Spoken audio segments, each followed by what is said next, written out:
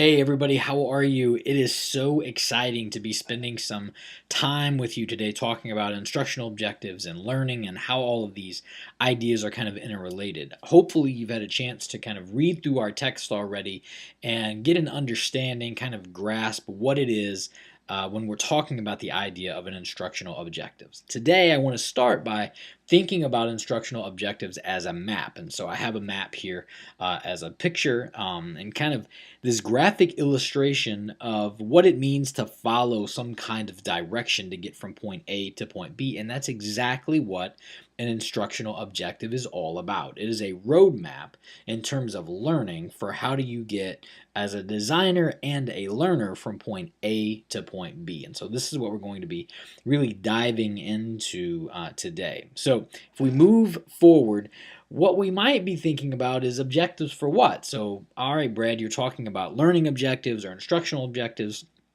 Well, exactly what are objectives for? What do we need them for? Well, that we need them for three things. The first thing we need objectives for is they provide a real focus on the design of appropriate instruction. What is it that we actually need people to do? The second thing they do is they provide a framework for devising ways to evaluate instruction. We'll talk about that a little later on in the lesson today, but this, when you do this right, you do this appropriately and correctly, the evaluation strategy presents itself for you. And then thirdly, connecting back to that picture of a map, instructional objectives focus the development of our instruction. They really tell us exactly what is it that we need to be developing. So we'll continue to move this idea forward, and I want to present another picture, which is this idea of a bullseye. So I'm not a very good dart player. In fact, I'm fairly terrible at it, but we all can relate to this idea of really kind of hitting and targeting a bullseye. And a learning objective is the bullseye for your instruction. It is the ultimate aim. It is the core. It is the cornerstone. Instructional objectives tell you and the learner what is coming and what you need to do. And so when you think about instructional objectives, I want you to think about them in terms of really nailing that bullseye. So we move that idea forward. That bullseye is in kind of the middle of these learning domains. And we've talked about cognitive and psychomotor and affective, and we talked about different ways that people might be able to learn information and take in information. The bullseye might be anywhere on this page, but we might also focus it right there at the very center.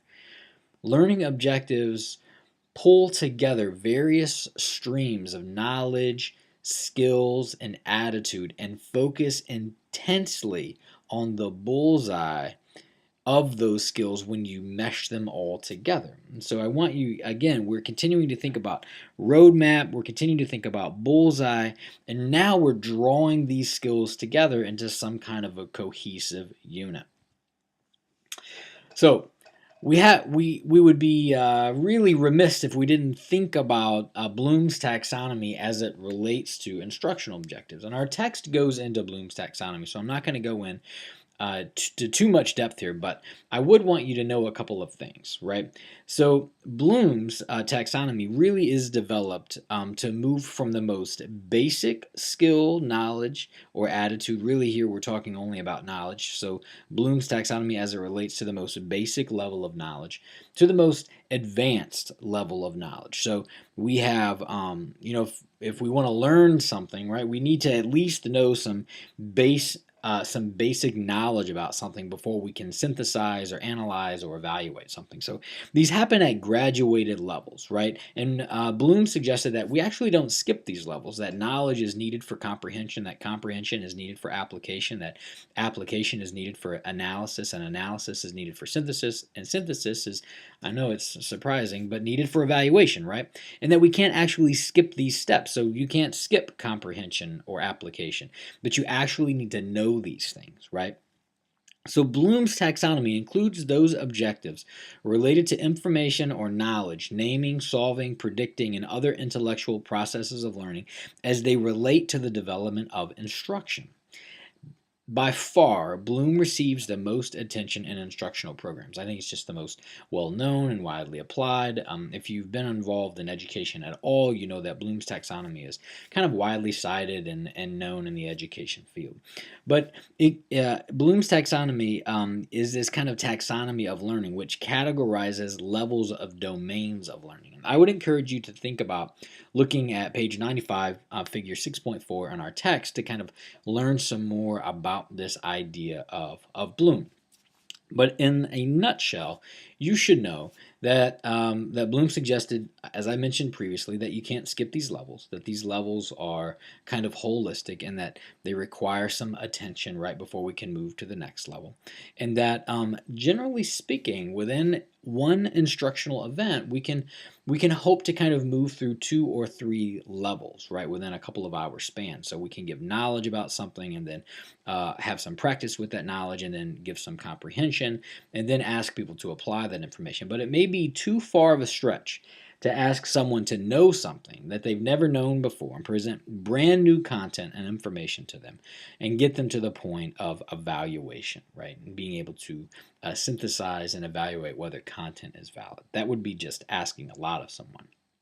So let's take this idea of Bloom forward for us in our own instructional objectives.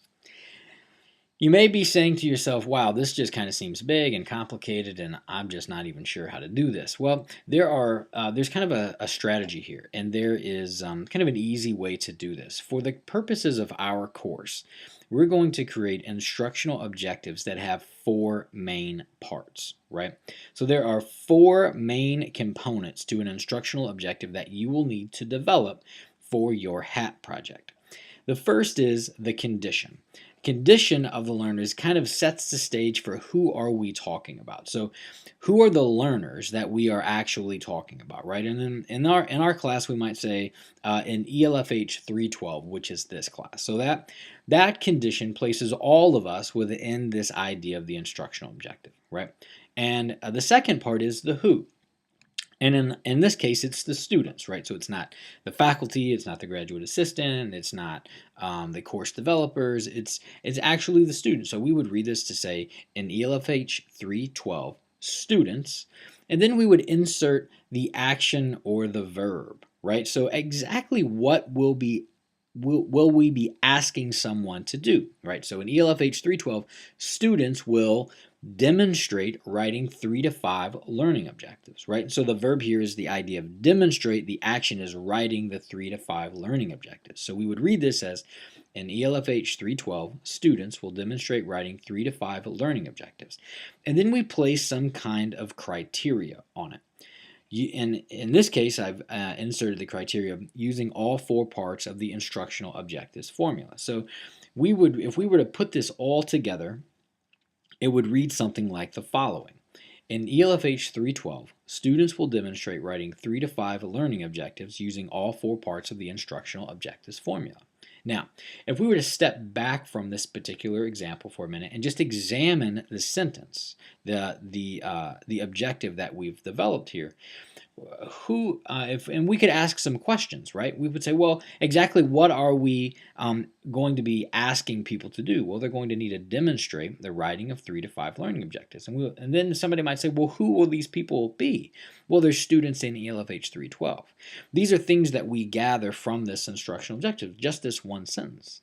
And then we say, well, how do we know if they've done it right? Well, that's a great question. Well, here we have the criteria of using all 4 parts of the instructional objectives formula. Well, what if they only used 2 parts? What if they only had the condition or the who, or the verb or the criteria? Would that be correct? Well, the answer to that question is no. Actually, it would be wrong.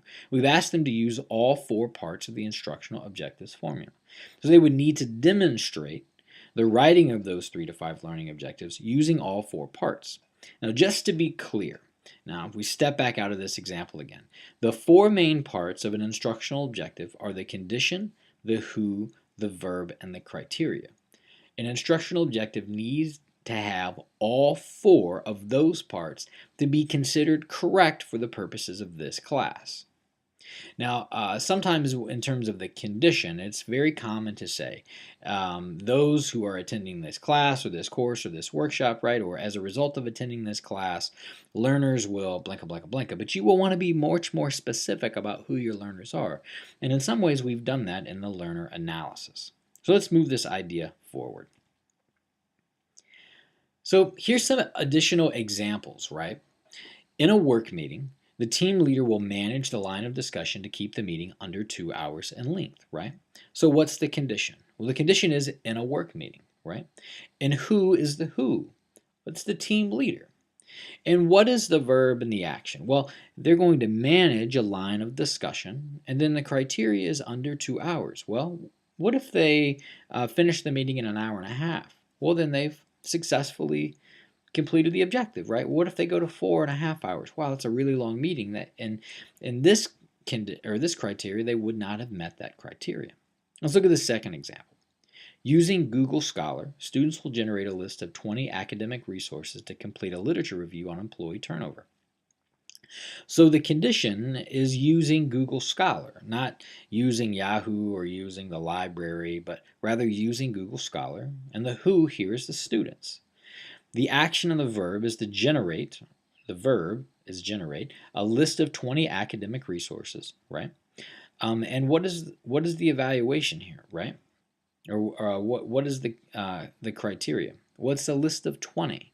What if they give a list of 19 or 15 or 14? Well, then they didn't actually complete the objective. They would need at least 20, right? The third one, from memory, employees will describe the emergency response procedure when a fire alarm goes off exactly how it appears in the company policy manual, right? So here we have 3 examples of instructional objectives that have all 4 parts of the condition, the who, the verb, and the criteria. So let's move this idea forward a little bit. Wow, so we're going to add some complexity here. So let's just kind of move back for a minute and think. Instructional objectives have 4 main parts: the condition, the who, the verb, and the criteria. And now we're going to introduce the idea of a terminal objective and an enabling objective. A terminal objective is a major objective for a topic. It's an overarching major objective. And enabling objectives are those behaviors that must be learned to achieve the terminal objective. Take a look at page 92, figure 6.2 in your textbook, but let me give you an example of what that might look like. So let's first look at our terminal objective. So we're going to decode and kind of demystify this idea of terminal and enabling. So our terminal objective is, in mountain life-saving class, first responders will apply appropriate life-saving techniques on 95% of simulated life-threatening scenarios and in-class activities. So if we were to examine this objective, we would see that it has all 4 parts, right? In mountain life-saving class, right? That is the condition. First responders are the who. The verb and the action is to apply. They will apply appropriate life-saving techniques. And then the criteria is on 95% of simulated life-threatening scenarios and in-class activities. So we have all 4 parts of our instructional objective here. If we were to add enabling objectives, now remember, enabling objectives are those behaviors that must be learned or demonstrated in order to meet the terminal objective. The enabling objectives that we might be able to develop here are: first responders will demonstrate appropriate CPR techniques during simulated class exercises. First responders will demonstrate appropriate wound care techniques during simulated exercises.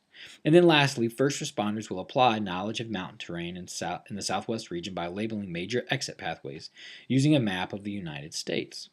Now, all of these are behaviors that need to be met in order to meet the terminal objective. So the terminal objective is the major overarching objective, and the enabling objectives are those behaviors that must be learned and demonstrated in order to meet the terminal objective and its criteria. So let me ask you a question. If we were to step back and we were only to have the terminal and the enabling objectives here, what do you think we might be teaching in this class? This is probably a mountain life-saving class, right? We would know that from the terminal objective, but what are some of the other things that we might be teaching in this class? Well, we would look to the enabling objectives here, right? Well, we'd probably be learning some kind of CPR because that's a behavior that's needed for the terminal objective. So we can expect that there'll be some CPR demonstration and some teaching, some instruction. We would also expect that there would be some wound care techniques, right? So we would learn different kinds of wraps or taking care of broken bones or different types of contact dermatitis and things like that. So we would know that we would have both CPR and wound care, and then there's probably some kind of information about map reading, and specifically map reading in the Southwest region of the United States, right? So if we were to look at this, we actually have our training kind of developed for us. We know we're going to be doing CPR techniques, wound care techniques, and mountain terrain map reading in the Southwest region. And all three of those things lend themselves to the terminal objective, right? You have to be able to do the three enabling objectives in order to get your terminal objective correct. So let's move this idea forward. So for your specific project, you're going to be developing actually instructional objectives that have four main parts: a condition, a who, a verb, and a criteria. So think about your own instructional event, right? What is it that is the focus or the bullseye? What is it that you're teaching? What is it that you're asking people to know more about or be able to demonstrate, right? And can you develop an instructional objective that has all four parts here: the condition, the who, the verb, and the criteria? And then once you've got that kind of overarching objective, we would label those objectives as terminal and enabling. The overarching objective, right, is the terminal objective. And then you would need to develop enabling objectives that kind of meet or kind of fit in underneath that terminal objective. So it sounds complicated, but we can actually break this down into kind of two parts: the instructional objective, the four parts of it, and then the two kinds of objectives. So at the end of the day, what is this idea of instructions and the design process? In the end, objectives should help you answer the following questions. What is the overall purpose of the instructional activity? What exactly are we asking people to do? What is the purpose of this activity? Second, what is the intention of the activity? And is it clearly reflected in the objectives, right? If the intention of the activity is not reflected in the objectives, then we probably need to go back to the drawing board. Remember, our idea is to generate a significant amount of focus. And the third is, do the objectives actually match the instructional intent? So is what I'm asking people to learn, are my instructional objectives, are they matched up with the intent of the instruction? And then fourth, are there any specific observable behaviors that the learner should exhibit post-training? And if there are, then we need to capture those within the instructional objective process. So simply put, instructional objectives are a roadmap, and they're a focused roadmap that helps us really dive into the overall purpose and the intent of our instructional activity. And instructional objectives have four main parts. They have a condition, they name the who, they have a verb and an action response, and then fourth, they have an evaluative criteria. And there are two kinds of objectives. They're both terminal and enabling. So I would encourage you to take a look at the syllabus and just make sure that you're really clear about what this assignment is asking for in developing terminal and enabling objectives for your specific HAT project. Have a great day.